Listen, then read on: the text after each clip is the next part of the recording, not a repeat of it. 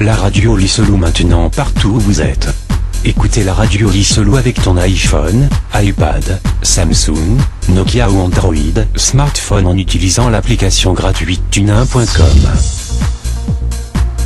Télécharge l'application Tuna Radio pour écouter la radio Lisolou depuis l'Android. L'application Tuna diffuse un son haute qualité. Une fois installé, tapez Radio Lisolou dans la barre de recherche de l'application, puis cliquez pour écouter ta radio préférée www.radiolisolou.com. Bonne écoute.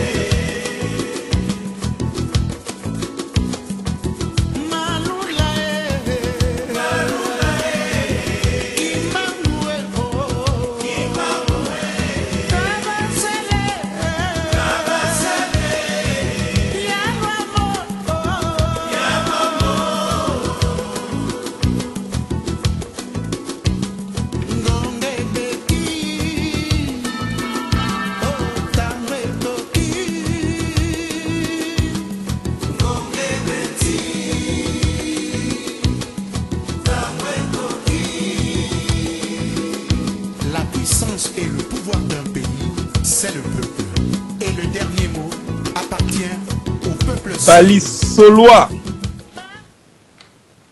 Balisolois pe balisoloise banansomi ya mboka Congo mbote na biso banson. Balisolois pe balisoloise bana mboka Congo, merci. Hein, merci na ndenge boye lisusu ebele na poko lelo pona kolanda ma etolengi pona bino na kati na radio na biso lisolo. Tozali mingi penza biso no surtout lisanga pona ko luka kotala oyo ezali koleka na kati ya mboka na biso. Papa Diana Sulufutu soko koyiko zongi sanzembo mukie bolimbisi.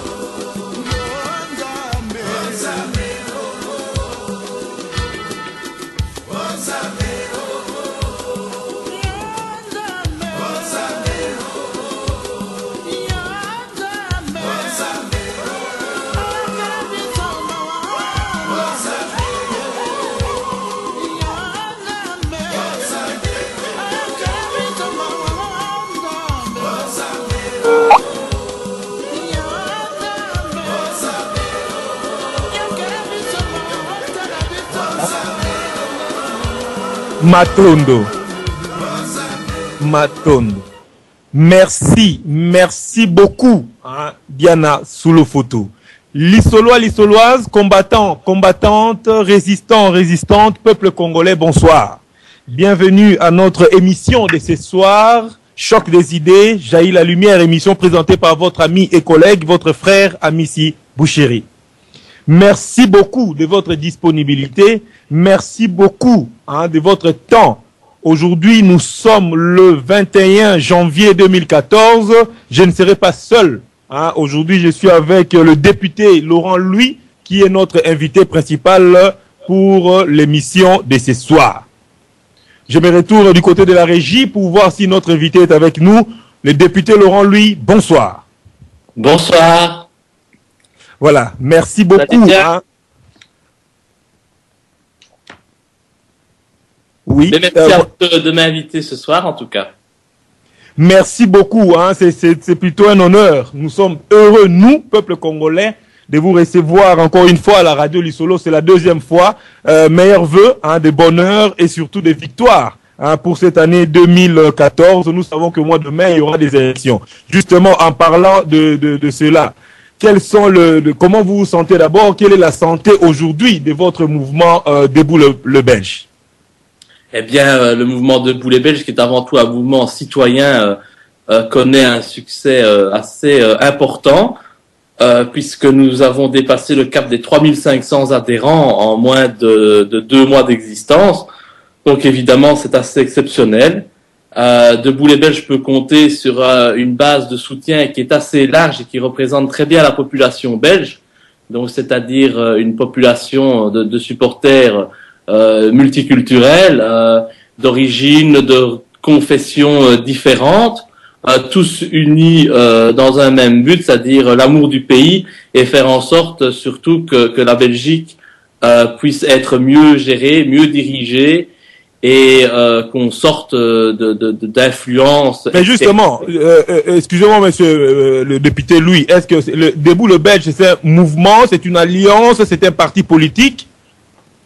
Debout les Belges, c'est un mouvement citoyen et politique. Donc on veut faire entendre notre voix par le biais politique évidemment, mais ce mouvement se base uniquement sur des citoyens qui n'ont jamais fait de politique. Et donc c'est ça qui est très intéressant. C'est pour ça que Debout les Belges est l'émanation aujourd'hui du peuple belge, et nous voulons être la voix des sans-voix, la voix des citoyens que l'on n'écoute pas et qui sont bien souvent méprisés par les responsables politiques d'aujourd'hui. Justement, si je comprends bien, vous voulez vous faire entendre, vous voulez vous faire écouter. Mais quels sont les mécanismes? Par quels moyens? Parce que nous savons très bien que, comme vous dénoncez vous-même, que tout est bloqué aujourd'hui, tout est cloisonné aujourd'hui. Comment vous allez faire sauter le verrou? Eh bien, écoutez, moi, j'attends que les citoyens belges se réveillent, qu'ils se rendent compte de la réalité qui est vraiment très noire. Notre pays connaît une dette pharaonique. Nous sommes à 400 milliards d'euros de dette. Tous les jours, on demande aux citoyens de faire plus d'efforts, de sacrifices. Et finalement, on constate que les citoyens ne gagnent rien à ces sacrifices. Ce sont les banques, les actionnaires qui s'en mettent plein les poches. Et donc aujourd'hui, notre pays marche sur la tête. C'est-à-dire qu'on demande toujours aux citoyens de faire des efforts, mais l'État ne leur apporte strictement rien, ni aucune garantie.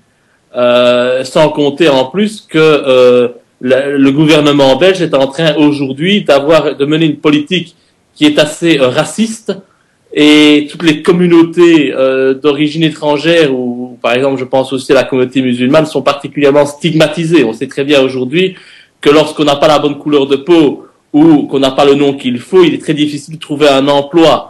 Ce sont des discriminations qui sont bien présentes et contre lesquelles les responsables politiques actuels ne font strictement rien pour arranger la situation. Au contraire, ils créent ce racisme, ils créent des ghettos, et c'est justement contre ça que Debout les Belges veut se lever. Donc nous faisons un appel à tous les citoyens qui ont envie de changement, des jeunes aussi surtout, qui n'ont pas envie de voter pour les partis politiques traditionnels et qui entendent au niveau de Debout les Belges un discours de vérité.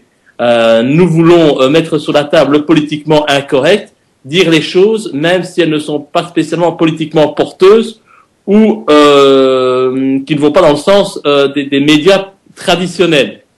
Et donc voilà, c'est pour ça que nous avons au sein de Debout les Belges pas mal de jeunes issus de l'immigration. Et je n'ai jamais caché le soutien que j'ai apporté à la communauté congolaise pour qu'elle puisse se faire entendre. Et évidemment, la communauté congolaise me soutient, et j'espère qu'elle me soutiendra encore plus massivement dans les prochaines semaines. Mais comment vous pouvez expliquer justement que à l'extérieur de la Belgique, vous êtes écouté, hein, on peut dire comme ça, à l'extérieur de la Belgique, vous êtes quelqu'un maintenant de connu, mais à l'intérieur, donc à la Belgique même, il y a un problème de communication. On ne veut pas vous laisser, on ne veut pas vous donner le média, la presse, on ne veut pas vous laisser vous exprimer. Mais à l'extérieur, que ce soit la France, le Congo ou n'importe où, on sait très bien que Laurent, lui, défend les intérêts de petits, des pauvres. Écoutez, moi je reçois énormément de messages de soutien du monde entier, et ça c'est quelque chose qui me motive énormément. Ce sont des messages qui me viennent d'Amérique, qui viennent d'Asie, qui viennent bien entendu énormément d'Afrique, parce que bien entendu en Afrique on s'est rendu compte que j'étais le seul député européen, qui plus est blanc d'origine chrétienne, à défendre véritablement la démocratie et la justice en Afrique. Malheureusement, en Belgique, je suis totalement censuré par les médias. Lorsque l'on parle de moi, c'est souvent en négatif, c'est souvent pour me ridiculiser ou me tourner en ridicule ou donner de l'image de moi, donner de moi l'image d'une personne qui ne correspond pas du tout à ce que je suis. Mais bon, comme l'on dit, nul n'est prophète en son pays. Si on me considère comme quelqu'un qui fait bien son travail en France ou ailleurs dans le monde, eh bien, je crois que je peux considérer que c'est le cas. Et malheureusement, en Belgique, trop de personnes sont influencées par l'image que les médias ont donnée de moi, une image qui est totalement faussée et manipulée. Tout ce que je sais, c'est que j'ai ma conscience pour moi, je sais ce que je fais. Je pense qu'aujourd'hui, avec Internet, tout le monde peut se rendre compte de mon travail. Ça fait maintenant plus de 2 ans que j'interviens régulièrement pour dénoncer toutes les malhonnêtetés qui se passent en Afrique, les crimes, les génocides qui sont commis avec le soutien de la communauté internationale, à laquelle la Belgique participe amplement. Et au Congo, c'est encore pire, parce que là, la Belgique est le moteur des crimes qui sont perpétrés contre la population congolaise. Et donc, je n'ai jamais lâché ce combat. Et je crois que les Belges d'origine congolaise qui sont honnêtes et qui peuvent faire preuve d'objectivité peuvent au moins reconnaître que j'interviens bien plus que les pseudo-représentants autoproclamés de la communauté congolaise, que sont les Bertin Mompaka et autres députés dont je n'ai malheureusement jamais entendu le son de la voix au sein du Parlement fédéral. Oui, justement, en parlant de, parce que vous êtes ici, comme vous le savez déjà, la majorité, je dirais le 80%, hein, des gens qui vous suivent aujourd'hui sont issus de la communauté congolaise. Justement, j'allais vous poser la question. Quel est votre regard concernant la politique congolaise aujourd'hui, ce qui se passe, ce qui vous revient, ce qui se passe au Congo aujourd'hui, la gestion du pays justement en matière de droits de l'homme, en matière de la spoliation des richesses du peuple congolais. Qu'est-ce que vous avez, quel regard portez-vous sur la gestion du pays par le terroriste que nous appelons Monsieur Kabila?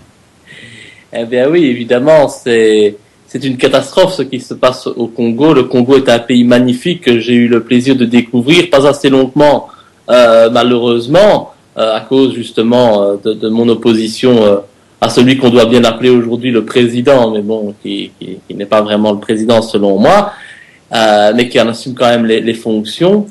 C'est une catastrophe. Ce que je peux dire, c'est que Kabila est aujourd'hui le chef d'État le mieux payé au monde, ce qui est véritablement scandaleux quand on voit l'état de pauvreté de sa population, quand on voit le déficit du Congo en termes d'infrastructures, que ce soit routières, logistiques ou autres. Quand je pense aux infrastructures hospitalières, par exemple, puisqu'au Congo, c'est quand même le pays où il y a le plus de décès d'enfants à la naissance. Le Congo est un pays qui est totalement sous-développé aujourd'hui, et c'est totalement injustifié, puisque le Congo est le pays le plus riche d'Afrique. Si ce pays était bien géré, si ce pays ne subissait pas les pressions et les influences, je vais dire néocoloniales, de la Belgique ou d'autres puissances, comme les États-Unis, il est clair que le peuple congolais serait le peuple le plus heureux du monde. Et ce serait un paradis sur terre. Et donc, on voit à quel point les magouilles politiques peuvent avoir des conséquences désastreuses sur les citoyens. Et le peuple congolais est le premier à souffrir de ce pouvoir de l'argent à tout prix. Et sincèrement, c'est à vomir quand on voit ce qui se passe au Congo. Oui, mais justement, ici, nous qui faisons la lutte, nous qui sommes combattants, qui faisons la lutte ici, qu'est-ce que vous pouvez nous dire? Comment nous pouvons faire pour arriver justement à mettre fin à ces systèmes-là qui tuent le peuple congolais? Eh bien, ceux qui permettent à Kabila d'être au pouvoir aujourd'hui, ce ne sont pas les citoyens congolais, ce sont les chefs d'État européens et américains. Ce sont eux qui déterminent la politique au Congo, ce sont eux qui imposent la souffrance au peuple congolais pour pouvoir bénéficier toujours à des prix ridiculement bas et bien souvent gratuits des richesses naturelles du pays. Donc à partir du moment où il n'y a pas un changement au niveau des politiques qui dirigent l'Europe et les États-Unis, évidemment il n'y aura jamais de changement au Congo.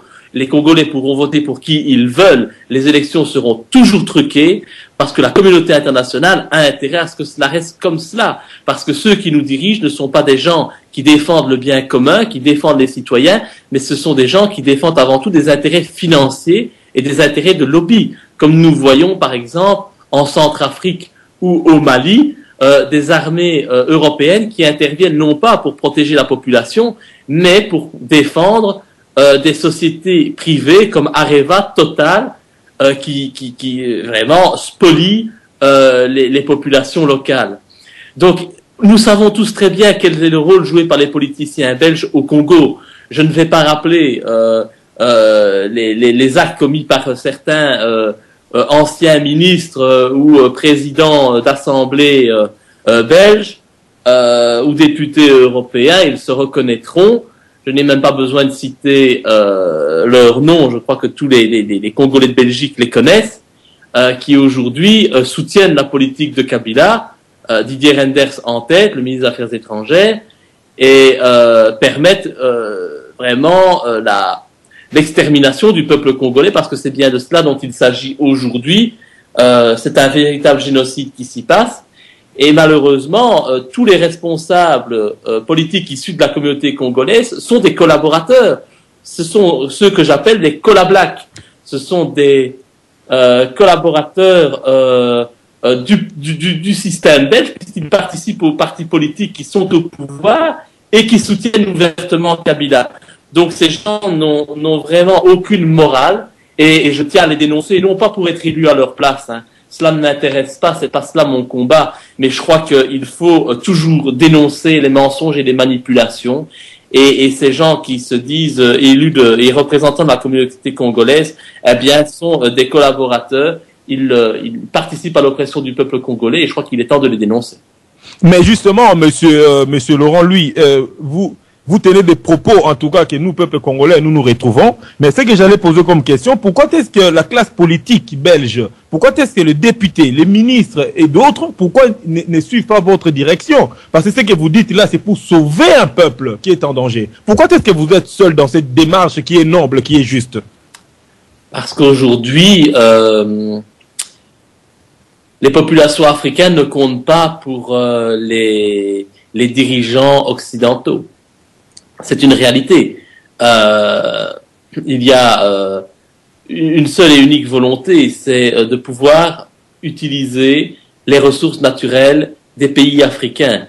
On sait très bien quelle est la réalité au niveau des ressources naturelles, comme le pétrole, comme le gaz, comme tout ce qui concerne, bien entendu, les nouvelles technologies comme les téléphones portables, le coltan.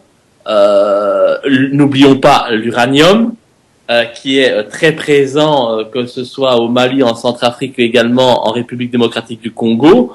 Il y a une véritable course aux ressources naturelles, idem pour l'or, puisque nous vivons dans un système où finalement l'argent n'existe pas, c'est de l'argent virtuel. Or, on sait très bien que l'or est une valeur est une ressource qui a toujours eu une valeur, qui en aura toujours. Donc, il y a une course pour pouvoir s'approprier ces ressources naturelles. Et jamais aujourd'hui, aucun député ne me rejoindra, du moins d'un parti traditionnel, parce que ces partis traditionnels défendent avant tout des lobbies. Je vais quand même pas vous rappeler, au Congo, il y a énormément de diamants. Où part le diamant extrait du Congo? Ben, évidemment en Anvers, auprès d'une certaine communauté représentée par un lobby, le lobby sioniste particulièrement fort, puissant, et qui tient dans sa main des partis politiques très importants, comme par exemple la NVA. Ne soyons pas dupes. Bart de Wever aujourd'hui est le bourgmestre d'Anvers. S'il n'était pas là pour appuyer, par exemple, le transfert des diamants du Congo vers Anvers, il n'aurait jamais été le bourgmestre de cette ville. Ah bon. Donc, il faut faire très très très attention lorsque l'on soutient des responsables politiques. Je sais qu'aux dernières élections communales, la communauté congolaise a soutenu massivement la NVA. Pour moi, c'est extrêmement dangereux parce que la NVA, en dirigeant la ville d'Anvers, n'a strictement aucun intérêt à s'opposer au lobby sioniste, à la communauté juive d'Anvers, et donc l'oppression du peuple congolais continuera avec le soutien de la NVA, parce qu'il faut bien entendu continuer de spolier et de piller les diamants congolais. Je pense que ça, il faut pas avoir l'esprit trop fermé. Il faut toujours voir à qui profite le crime, et il faut toujours voir quels sont les intérêts qui sont là derrière. Alors je parle de la NVA, bon, c'est pas le parti le plus important aujourd'hui puisque ce parti est dans l'opposition au gouvernement fédéral, mais tous les autres partis participent depuis 60 ans à l'oppression du Congo. N'oublions pas que nous avons quitté le Congo dans les années 60 en vidant les caisses. Aujourd'hui, on continue en considérant le Congo comme une colonie toujours belge, et on y impose notre volonté. Ça, ce n'est pas acceptable. Le MR, le PS, le CDH, tous ces partis ont des responsabilités claires, et aucun député de ces partis ne me soutiendra dans ce discours qui est pourtant un discours de vérité. Et je le vois bien lorsque je constate à quel point je suis soutenu en Afrique et même en dehors dans le monde. Donc voilà, je pense qu'aujourd'hui, malheureusement, comme je vous l'ai dit, les élus défendent avant tout des intérêts financiers, des intérêts de lobby qui sont très puissants, et ne défendent pas l'intérêt des citoyens, ni d'éthique, ni la morale.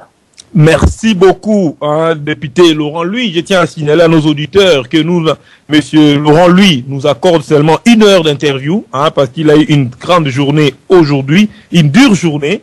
Donc on n'a qu'1 heure, donc à 21h15 on doit arrêter, parce que comme on a commencé à 20h10, 21h15 on doit arrêter l'émission. Donc ceux qui ont des questions, c'est maintenant qu'il faut venir poser des questions au député Laurent Louis.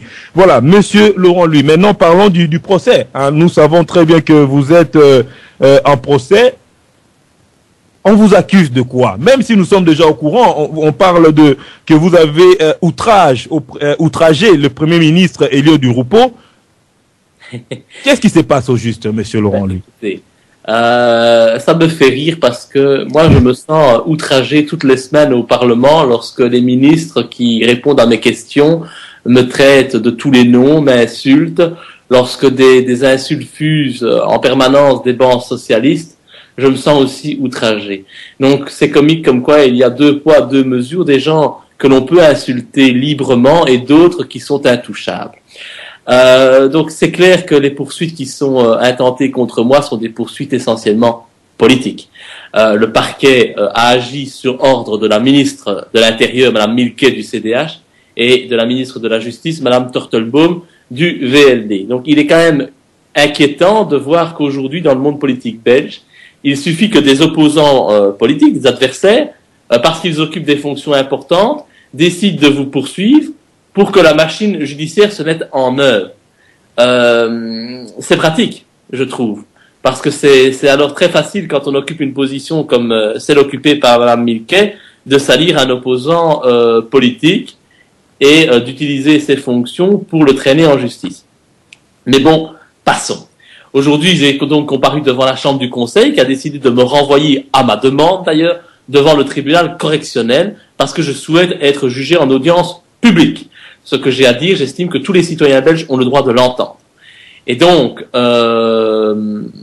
les faits qui me sont reprochés sont totalement fantaisistes. Même en audience... N'avez-vous pas, quand vous dites fantaisiste, n'avez-vous pas traité le Premier ministre belge de pédophile? N'avez-vous pas parlé de la pédophilie d'État maçonnique? Je l'ai traité de pédophile et je suis persuadé que je n'ai pas tort en le disant. Mais maintenant, je ne suis pas juge et je n'ai pas comme vocation, moi, d'apporter les preuves de la pédophilie de Elio Di Rupo. Tout ce que je peux dire, c'est qu'il y a des éléments, des PV inquiétants, en masse, des PV assez précis, où il est accusé de ces faits. Alors, tout ce que je demande, c'est qu'au moins on enquête. Or, jusqu'à présent, tous ces PV n'ont eu qu'une seule destination, c'est la poubelle.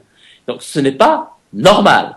Je veux dire, quand on porte plainte contre moi, on investigue, on enquête. Lorsqu'on porte plainte contre Elio Di Rupo, on ne fait rien. Ça, ce n'est pas acceptable. Donc, c'est un fait qui a été révélé, mais il y a toujours la question de savoir dans quelle mesure je peux être poursuivi pour avoir dit cette chose-là, parce qu'on est là dans la notion du délit de presse, puisque ça a été fait sur Internet. C'est par un tweet sur Twitter que j'ai traité Di Rupo de pédophile, et donc là on est dans ce qu'on appelle le délit de presse qui doit être jugé devant la cour d'assises. Moi je veux bien qu'on me donne une tribune devant la cour d'assises pendant 1 semaine pour dire tout ce que j'ai à dire, mais je ne pense pas qu'on ira jusque-là. Donc clairement, cette accusation va tomber rapidement à l'eau. Aujourd'hui en audience, on a même requalifié plusieurs fois certains faits que l'on me reproche, tellement les magistrats sont en train de patauger. Ce dossier est extrêmement mal ficelé. On a essayé de me mettre sur le dos plein de choses farfelues, et on voit très bien aujourd'hui, lorsqu'il faut les développer, que ça ne tient pas la route. Donc je suis particulièrement serein. Avec mon avocat aussi, nous sommes persuadés d'arriver à un acquittement sur toute la ligne, parce que rien ne tient, évidemment. Moi, j'ai toujours été transparent, j'ai toujours fait attention à ce que j'ai dit, et je sais que je suis droit dans mes bottes. Donc cette procédure en justice n'a comme seul but que de me salir et de donner encore de moi l'image d'un député véreux que je ne suis absolument pas, et la justice le démontrera, j'en suis persuadé. Vous n'avez pas non plus publié les photos des enfants, de Julie et Mélissa. Mais jamais. Et d'ailleurs, ça a été reconnu aujourd'hui par le procureur du roi, qui a bien tenu à préciser que je n'étais pas poursuivi pour cela, puisque la diffusion des photos d'autopsie n'avait jamais eu lieu. Donc je suis déjà content de voir que au niveau de la justice, on reconnaît déjà certaines choses pour lesquelles je me bats depuis plus de 2 ans, pour lutter une fois de plus contre les mensonges de Madame Milquet, qui s'est plu à diffuser cette fausse information en tant que ministre de l'Intérieur sur toutes les radios et télévisions de Belgique, ce qui m'a valu une réputation particulièrement désastreuse.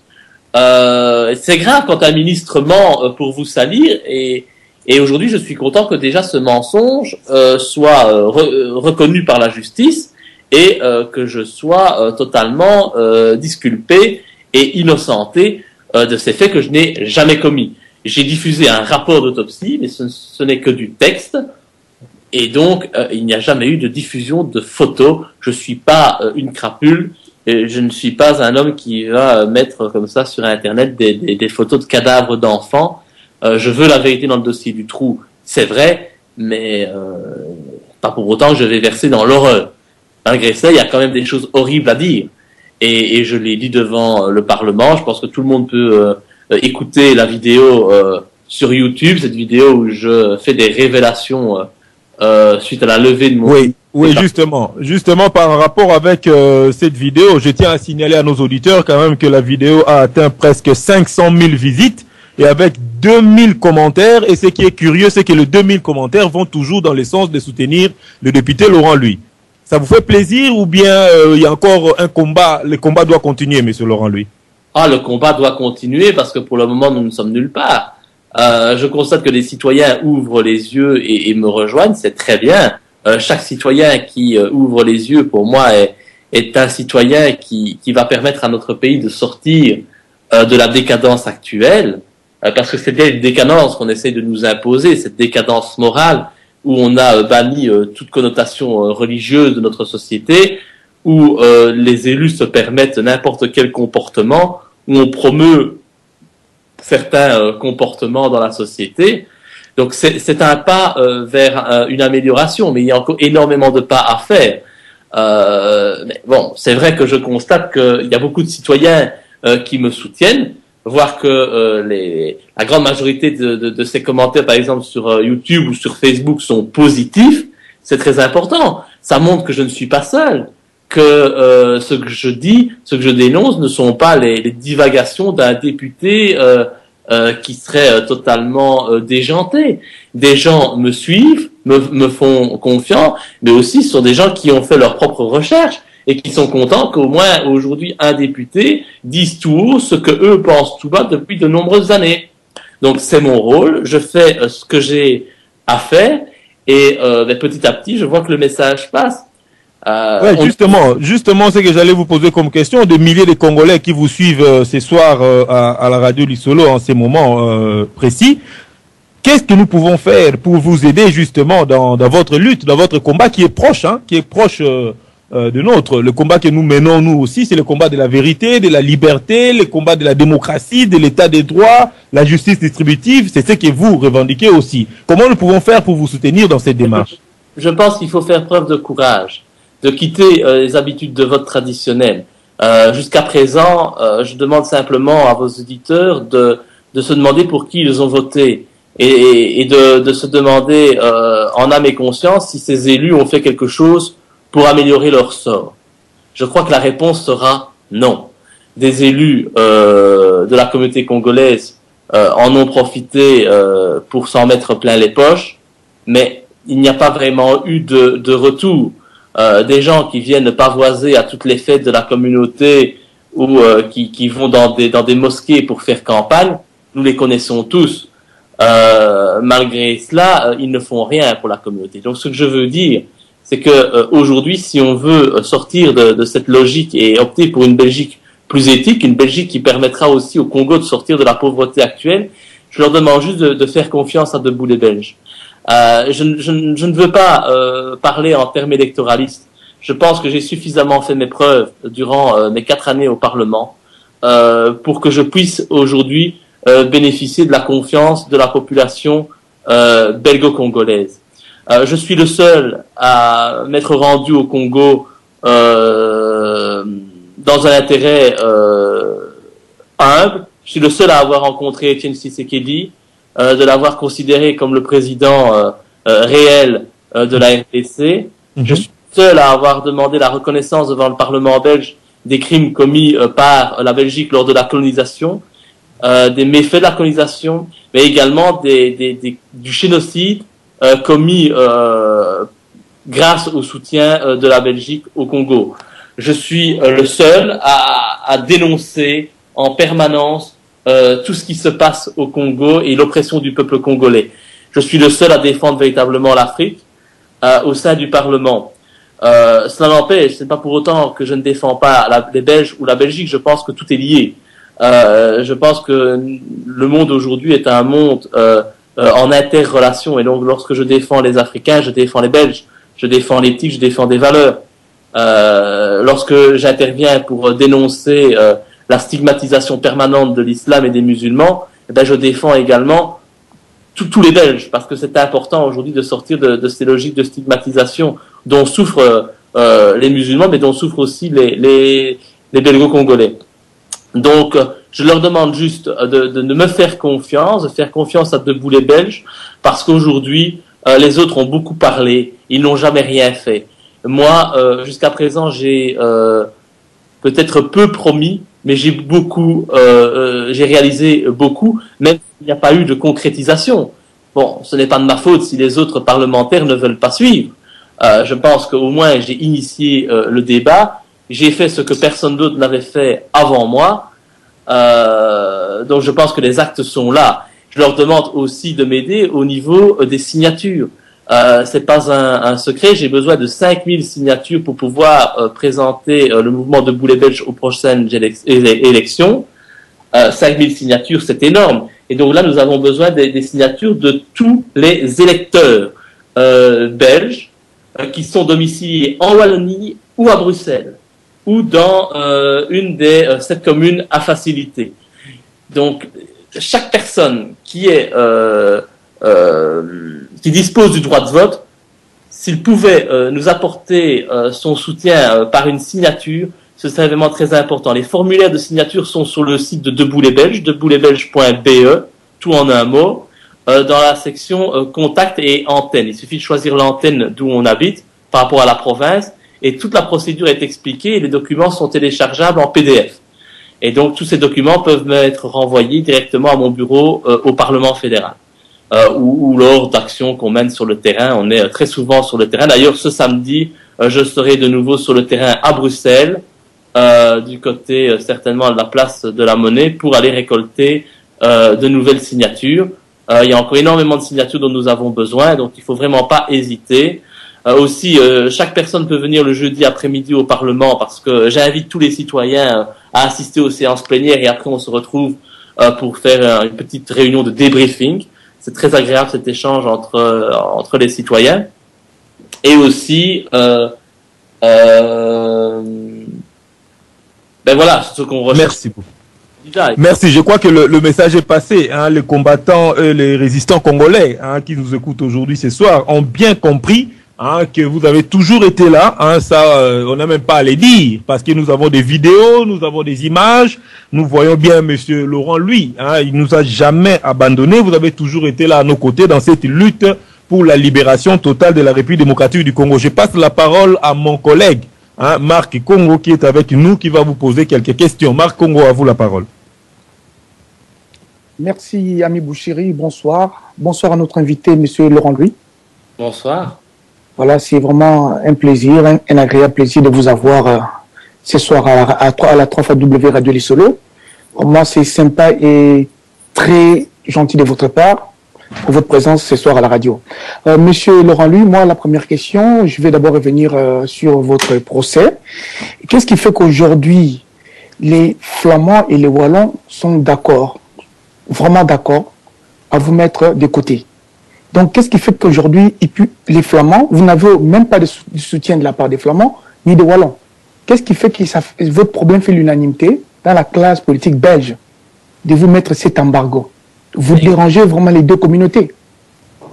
Mais je pense que, en fait, mon cas dérange, mais bien largement au niveau des communautés. Je pense que dans ce que je dénonce, peu importe qu'on soit flamand, ou bruxellois ou wallon, je pense qu'au niveau des responsables politiques, tout ce que je dis les dérange.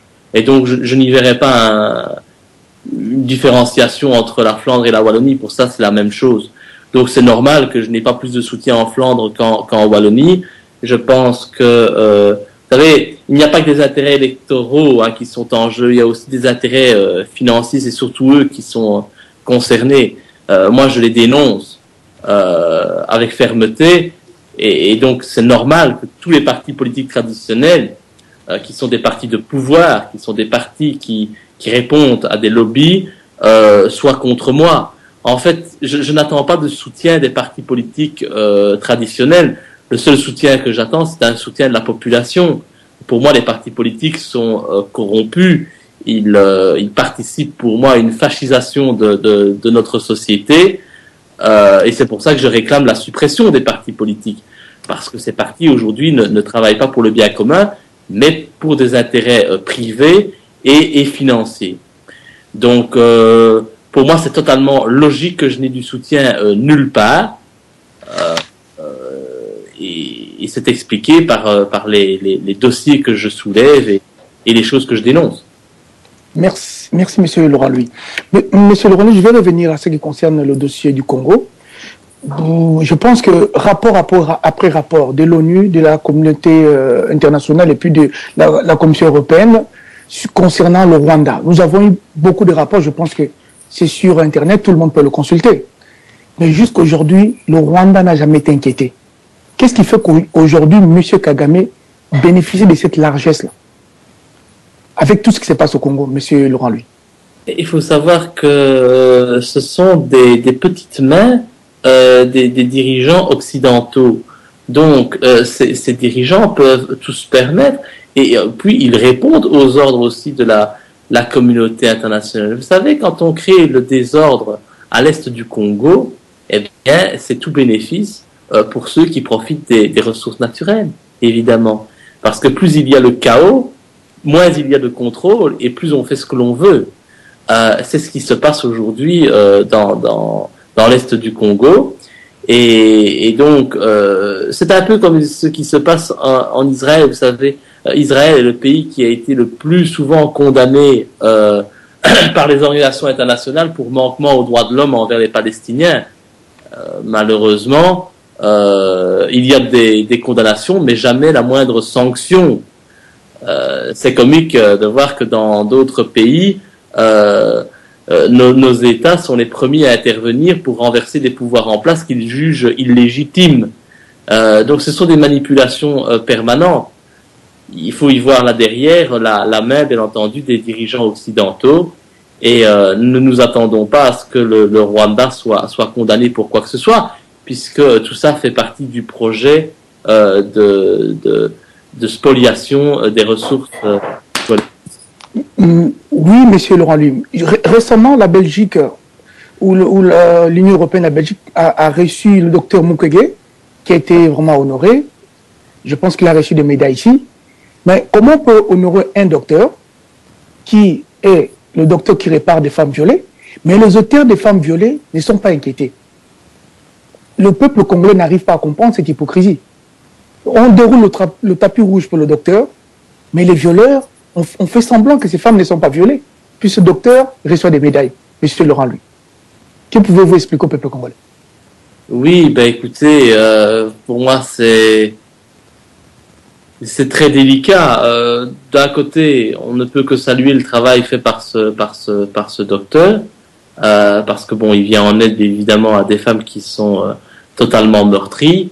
D'un autre côté, je comprends mal comment on peut réaliser la mission qu'il réalise et en même temps rencontrer et serrer la main à Bruxelles des responsables politiques qui permettent ces atrocités.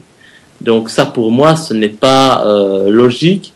ce n'est pas acceptable. Et donc, évidemment, il m'est déjà arrivé de remettre en doute l'objectivité de ce médecin. Quand je le vois serrer la main de Louis Michel, évidemment, je me pose énormément de grosses questions. C'est inquiétant. C'est inquiétant, mais je pense que justement, cela participe au projet de néocolonisation. Et donc, la Belgique trouve, en la personne du docteur Mukwege, un nouveau symbole, un nouvel allié, honorable en plus, puisqu'il est difficilement attaquable. C'est un médecin qui vient en aide aux femmes, donc c'est pratique, je crois, pour la Belgique. Mais donc, moi, je trouve ça particulièrement suspect. Voilà, merci beaucoup, Monsieur Marc Congo. Je reviendrai peut-être après chez vous. Monsieur Laurent, lui, n'avez-vous pas peur? Parce que c'est que vous attaquez, vous dénoncez quand vous attaquez le Premier ministre en parlant de la pédophilie, quand vous parlez de la pédophilie d'État maçonnique.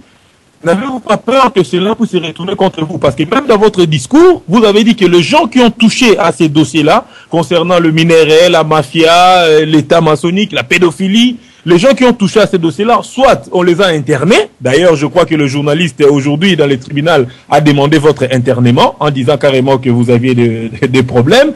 Donc, soit on va interner la personne, ou soit on va éliminer carrément la personne. Vous savez très bien qu'il y a des gens qui ont eu des cancers généralisés, on ne sait pas d'où ça provenait, parce qu'ils dénonçaient les sujets que vous êtes en train de dénoncer. Est-ce que vous, personnellement, d'où provient votre courage? Comment se fait-il que vous continuez à aller dans la direction où vous savez déjà ce qui peut vous arriver? Écoutez, non seulement je crois en Dieu, ce qui est déjà une force dont je peux disposer. Je crois également en ma bonne étoile, en mon ange gardien. Mais sinon, je pense qu'il est temps de ne plus avoir peur. Si on continue à avoir peur et donc à se taire, les crimes, les atrocités vont continuer à exister. Et donc, à un moment donné, il faut bien que quelqu'un se lève. Il se fait que je me suis lancé dans ce combat. Aujourd'hui, j'irai jusqu'au bout, quoi qu'il arrive. Je sais que c'est dangereux, mais je dispose d'un énorme soutien. Alors c'est vrai qu'aujourd'hui on a réclamé mon internement. Ça a été assez comique pour moi d'entendre ça. Mais je rassure tous les auditeurs, le juge d'instruction est intervenu pour dire que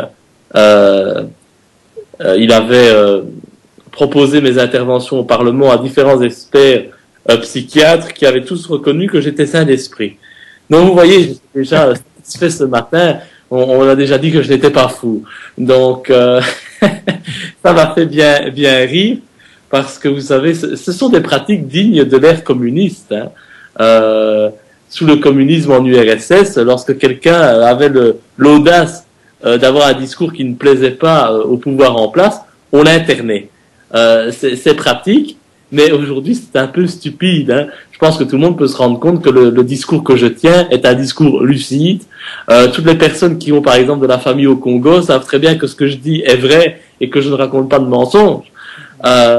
Tous les combattants savent bien que mon discours est sensé comme le leur l'est.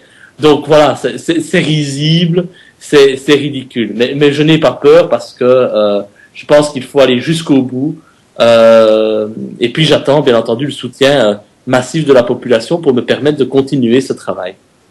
Voilà, justement, on vous a vu la dernière fois, on a vu des interviews, on vous a vu très liés, si on peut dire comme ça, soudés même, avec Dieudonné, le français, dans ses interventions, dans ses interviews, vous partagez un peu le même point de vue. Justement, je voulais savoir quel est votre regard par rapport à la lutte, si nous pouvons dire comme ça, de notre ami Dieudonné qui veut montrer que la Shoah, qui signifie catastrophe, la Shoah n'est pas le seul élément extraordinaire dans les siècles passés, qui avait aussi la colonisation, qui avait aussi la traite de l'homme noir. Vous, votre regard, qu'est-ce que vous pouvez dire par là? Mais tout à fait, Dieudonné est un ami, tout comme l'est Kémy Séba. Nous menons le même combat, je pense qu'il est un combat pour l'Afrique également et pour les droits de l'homme, pour la justice, pour l'équité. Dieudonné est injustement poursuivi et harcelé en ce moment par le pouvoir en place. On tente de le faire passer pour un raciste, un fasciste, ce qu'il n'est pas du tout. Et vous aurez remarqué aujourd'hui comme les médias et les pouvoirs en place ont un culot incroyable.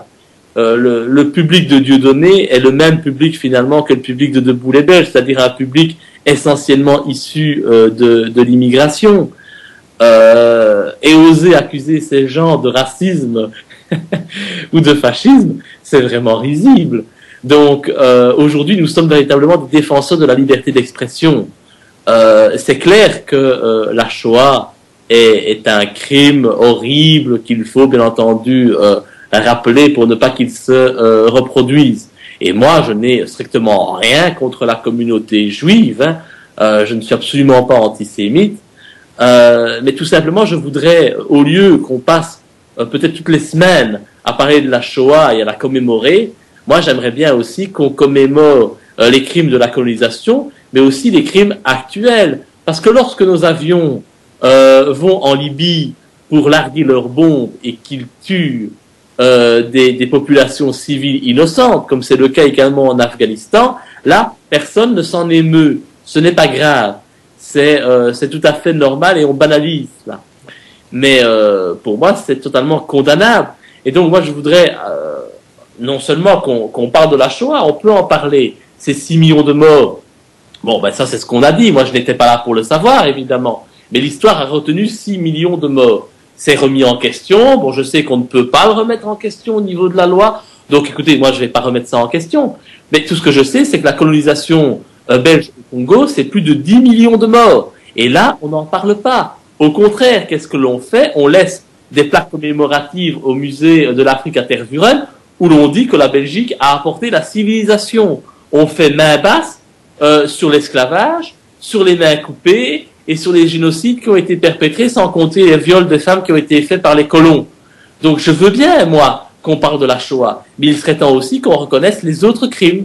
Oui, justement, mais pourquoi ces 2 poids 2 mesures là en fait? Pourquoi est-ce que les autorités ont choisi de pouvoir faire la promotion de la Shoah, mais ils ne veulent pas faire la promotion du génocide congolais aujourd'hui par exemple? Ils veulent pas faire la promotion de la traite, de l'esclavagisme? Pourquoi ces 2 poids 2 mesures? Parce que tout simplement, nos dirigeants sont là pour défendre un projet sionisme. Bon, c'est un peu difficile hein, comme terme, les gens ne comprennent pas toujours.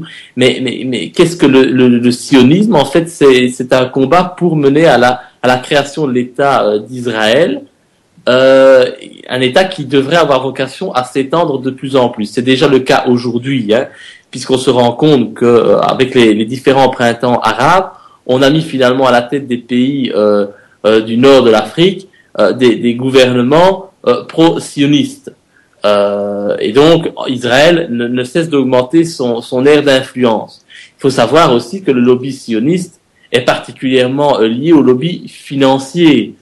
Toutes les grandes banques, tous les grands groupes sont sionistes. Je vais parler que de quelques-uns. Les Rothschild ou le groupe Bilderberg. Ce sont des organisations sionistes. Qui ont vocation à diriger aujourd'hui le monde, c'est ce qu'on appelle le nouvel ordre mondial, qui a pour vocation de créer un monde en fait tripartite, tripolaire, États-Unis, Europe et Asie. Donc voilà, ça il faut s'en rendre compte. Et malheureusement aujourd'hui, ces lobbies sionistes ont tout intérêt à continuer la persécution de l'Afrique et la mise sous tutelle de ces pays qui n'ont finalement pas pu accéder à une réelle indépendance depuis leur indépendance fictive, je vais dire. Donc voilà, la réalité, elle est là et c'est pour ça qu'on ne veut pas reconnaître ça, parce qu'aujourd'hui encore, il y a trop d'intérêts financiers qui sont en jeu et on perpétue cette logique et les crimes qu'on a déjà commis par le passé. Voilà, justement, député Laurent Louis, il nous reste un quart d'heure. Je vais passer la parole à mon collègue Marc et puis je vais vous poser la question concernant l'avenir. Hein. Quel est l'avenir de Debout les Belges? Quel est l'avenir de la relation belgo-congolaise et tout ça? Ce sont des questions qu'on va aborder d'un moment à l'autre. Monsieur Marc, je vous donne la parole. Merci, Monsieur Ami Boucherie. Monsieur Laurent Louis, en fait, dans la même question toujours concernant plus particulièrement la Belgique, parce que vous êtes quand même au Parlement, vous votez et vous faites les lois. vous savez, il y a quelque chose que certaines communautés n'arrivent pas à comprendre concernant les juifs, le statut des juifs en Belgique. Vous savez, quand un noir ou, disons, des Africains qui viennent ici en Belgique, on nous demande de s'intégrer. Alors, s'intégrer, ça veut dire que vous devez apprendre la langue, vous devez vous mélanger plus les communautés.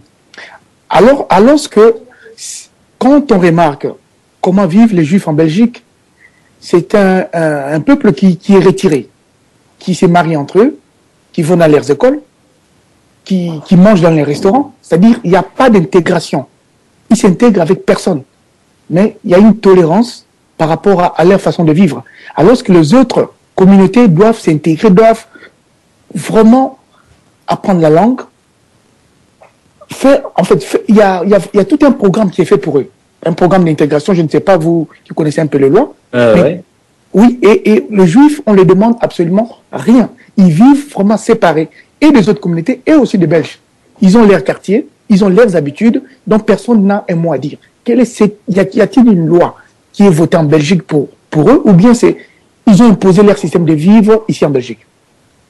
Non, mais normalement, tout le monde doit être égal devant la loi. Vous savez, je l'ai souvent dénoncé, c'est du 2 poids, 2 mesures. Il suffit de se promener à Anvers ou dans certains quartiers en Belgique et on constate très bien que la communauté juive, c'est déjà très dangereux de pouvoir utiliser le mot juif puisque c'est la seule communauté qu'on ne peut citer, hein. C'est la communauté totalement intouchable.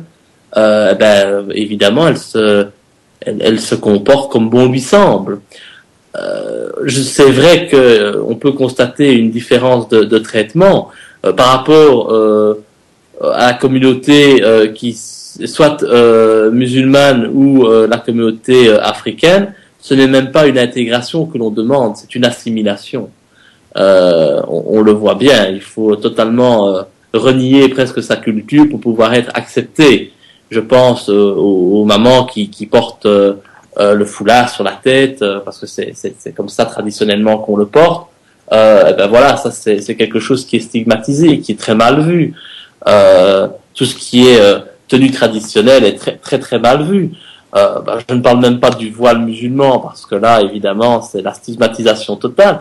Et cette stigmatisation aujourd'hui elle est voulue évidemment par cette communauté qu'on ne peut citer qui impose sa loi. Maintenant, je ne veux pas avoir un discours anti-juif, hein. C'est absolument pas ma volonté. Moi, tout ce que je souhaite, c'est qu'on vive dans un pays apaisé où chacun soit respecté, quelle que soit sa religion, ses origines ou sa couleur de peau. Aujourd'hui, ce n'est pas le cas, donc il faut absolument y remédier et tout le monde doit être traité de la même manière. Et donc, si l'on ne s'émeut pas de voir des juifs porter la kippa à Anvers, je trouve qu'on ne doit pas s'émouvoir de voir des femmes bruxelloises porter le voile dans certains quartiers de Molenbeek ou ailleurs dans la capitale, ni voir des mamans en tenue traditionnelle, et surtout que toutes ces personnes ne doivent pas être discriminées sur le marché de l'emploi, parce que ça c'est quand même ce qu'on constate aujourd'hui. Et donc nous sommes totalement opposés à ces discriminations, souvent déguisées, qui se basent sur l'origine ethnique ou religieuse des individus et surtout des Bruxellois. Merci, Monsieur Laurent-Louis. Excusez-moi, Monsieur Boucherie, une dernière question. En 2 minutes avant que je remette le micro à Monsieur Boucherie, que représente encore l'ONU, Monsieur Laurent-Louis, pour vous? Parce que est-ce que l'ONU accomplit-il le rôle pour lequel l'ONU était inventée? Ou bien les accords? Oui, l'ONU aujourd'hui. Que représente l'ONU dans le monde? Moi, c'est une organisation de malfaiteurs, l'ONU aujourd'hui. Ils permettent des crimes horribles aux 4 coins du monde. Ils légitimisent des opérations militaires totalement intolérables. Et en plus, ils ont mis comme principe général aujourd'hui l'ingérence internationale. Donc c'est devenu, bien entendu, très grave. L'ONU est une organisation de malfaiteurs. On peut même appeler ça une organisation terroriste que je dénonce de toutes mes forces. Et d'ailleurs, dans le programme de Debout les Belges, nous plaidons pour la sortie de l'ONU et de toutes ces organisations troubles qui créent le désordre au niveau mondial. Voilà. Merci beaucoup, député Laurent Louis. Donc, voici mes dernières questions. La première, il y a plusieurs rapports concernant l'état des droits de l'homme, la spoliation des richesses en République démocratique du Congo, les rapports de la Commission européenne. Comment nous pouvons faire pour pousser la Commission justement à respecter ses propres rapports? Aujourd'hui, c'est impossible. Je ne veux pas être défaitiste, mais vous aurez beau danser sur votre tête, faire toutes les procédures possibles et imaginables, jamais cela ne changera. Parce qu'aujourd'hui, ces dirigeants qui ont publié des rapports sont les mêmes que ceux qui ont placé Kabila à la tête du pays. Mais alors, quel est l'intérêt? Quel est l'intérêt? Pourquoi ils publient ces rapports alors? Pardon? Quel est l'intérêt? Pourquoi ils publient des rapports en condamnant M. Kabila, en condamnant le régime, en condamnant les systèmes Parce que, évidemment, congolais? la réalité est ce qu'elle est et on ne peut pas la cacher. Lorsque des enfants meurent faute de soins, lorsque des femmes sont violées, ben, ce sont des éléments qu'on ne peut quand même pas passer sous silence. Donc évidemment, on réalise ce genre de rapport pour se donner bonne conscience. Comme ça, on pourra toujours dire, oui, mais écoutez, c'est clair, on est bien conscient de ce qui se passe là-bas. D'ailleurs, nous avons publié un rapport qui dénonce ces faits. C'est bien, mais c'est de la malhonnêteté, c'est de l'hypocrisie, parce qu'ils font un rapport écrit, mais les actes ne changent pas. Et c'est pour ça que je condamne tous ces responsables politiques, Louis Michel en premier, bien entendu au niveau européen, parce que ce sont véritablement des gens malhonnêtes, hypocrites, qui s'amusent du sort des Congolais et qui prennent finalement les gens pour des imbéciles. Ok. Deuxième question concernant justement le procès. Quel est l'avenir? Quelle est la suite au fait? Nous ne sommes pas au courant. Informe-nous. Quelles sont les nouvelles dates? Qu'est-ce qui va se passer? Quel est votre avenir au fait? Écoutez, pour le moment, je n'ai aucune date qui m'a été communiquée. Puis, de toute façon, je suis toujours le dernier prévenu. C'est toujours les médias qui sont prévenus avant moi, donc ça, c'est une habitude. Donc, je regarderai la presse pour savoir à quelle date je devrais comparaître devant le tribunal correctionnel. Mais je ne sais même pas dire si ce sera dans 1 mois, dans 6 mois, dans 3 ans. Tout ce que je sais, c'est qu'en tout cas, la justice agit très vite en ce qui me concerne. Et finalement, je ne demande pas mieux parce que au plus vite je serai jugé, au plus vite ce sera derrière moi, et au plus vite ces accusations seront, j'en suis certain, effacées. Oui, malgré ce qui s'est passé aujourd'hui, votre convocation aujourd'hui au tribunal, donc les 4 mois plus ou moins qui vous restent au Parlement, au Sénat, est-ce que vous allez continuer toujours à dénoncer? Pouvons-nous attendre encore des surprises? Je vais toujours continuer mon travail. Je ne me tairai pas. Je pense qu'on a déjà pu le constater ces dernières semaines. Les déclarations sont toujours très fortes et ça, je continuerai dans ce sens-là. Et je continuerai à dénoncer tout ce qui est à dénoncer et en apportant aussi des solutions, parce que je crois que bien souvent on m'accuse de dénoncer beaucoup de choses sans apporter de solutions. Or, toute personne objective pourra aussi voir dans mes interventions pas mal de propositions. Supprimer la dette frauduleuse de la Belgique, sortir de l'Union européenne pour reprendre nos pouvoirs régaliens qui sont la justice, le contrôle des frontières, surtout pour sortir de cette politique du pognon à tout prix, créer une société où il fait bon vivre en Belgique, augmenter les salaires parce que c'est possible. En supprimant la dette, évidemment, on peut augmenter les salaires. C'est tout à fait clair. Garantir les pensions, les soins de santé, augmenter les allocations familiales. Tout ça, ce sont des choses qui sont bénéfiques pour les citoyens. Ce sont des choses que nous pourrions faire aujourd'hui avec les rentrées de l'État, mais que l'État ne fait pas, préférant défendre les intérêts des actionnaires des grandes banques plutôt que de défendre les intérêts des citoyens. Donc aujourd'hui, c'est impossible pour revenir à la République démocratique du Congo, c'est impossible pour vous d'y mettre le pied, parce que je crois que vous étiez impliqué. On avait encore créé une histoire, parce qu'avec vous, on crée toujours des histoires en disant que vous avez acheté des armes pour aller tuer M. Kabila. Oui, il paraît que j'ai voulu commettre un attentat sur la personne de Kabila avec des pistolets à eau. Donc j'ai appris ça dans la presse, ça m'a bien fait rire une fois de plus. Oui, évidemment, je ne peux pas retourner au Congo, c'est dommage, mais j'y retournerai en tout cas lorsque ce pays sera libéré, parce que c'est un pays que j'apprécie énormément. C'est le plus beau pays qu'il m'ait été amené de visiter jusqu'à présent. J'ai beaucoup d'amour pour ce pays et j'espère pouvoir y retourner, mais aujourd'hui c'est clair que je n'y suis pas le bienvenu à cause de tous ces mensonges et de ces manipulations. Comme je l'ai toujours dit, oui, je ne demande qu'une chose, c'est que Kabila dégage, comme on l'a souvent crié lors des manifestations, qu'il dégage, mais je n'ai jamais appelé à le renverser ou quoi que ce soit, ce n'est pas mon rôle. Les Congolais font ce qu'ils veulent. Si les Congolais ont envie de l'assassiner, eh bien, c'est les Congolais qui sont responsables. S'ils veulent le renverser par la force ou quoi que ce soit, les Congolais sont quand même libres de faire ce qu'ils veulent. Je rappelle simplement que nous, lorsque nous avons voulu notre indépendance, nous avons chassé les Hollandais par la force, évidemment. Donc, il est toujours possible aux Congolais de chasser Kabila et les Occidentaux qui les oppriment par la force. Je n'ai pas encouragé qui que ce soit à le faire, j'ai simplement à dire que nous l'avons fait en Europe, on peut le faire également en République démocratique du Congo. Oui, donc ne vous en faites pas, hein, si ça peut vous consoler ou bien si ça peut vous encourager. Hein, votre ami Thierry Michel, ne vous en faites pas, lui aussi il est interdit. Il ne peut pas mettre le pied en République démocratique du Congo parce que lui aussi il dénonçait, il a fait même un film pour le procès Chebeya, vous avez bien suivi, lui aussi on l'interdit, il ne peut plus mettre le pied là-bas. Donc il est aussi en colère et il attend vivement la date du 9 avril où il va déballer, où il va mettre le régime sanguinaire de M. Kabila KO. Donc vous n'êtes pas le seul, les gens qui défendent la vérité sont toujours persécutés. Concernant les élections du mois de mai, hein, donc on termine par là, on a vu notre ami Jeannot Kabouya qui est quoi, tête de liste, c'est ça? Eh ben, normalement, Jeannot sera notre tête de liste aux élections pour la région bruxelloise.